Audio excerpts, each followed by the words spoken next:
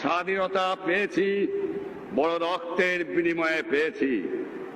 এত রক্ত কোন জাত কোন দেশে কোন দিন দেয় নাই যা আমার বাংলাদেশের মানুষ দিয়েছে।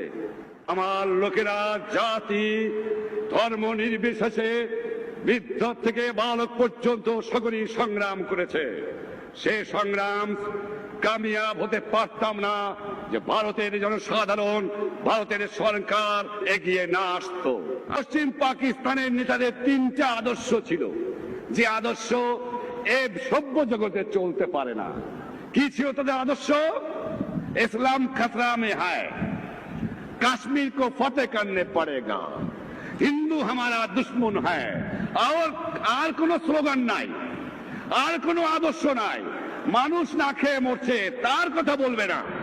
বাংলাদেশ স্বাধীন, বাংলাদেশ সার্বভৌম রাষ্ট্র, বাংলাদেশ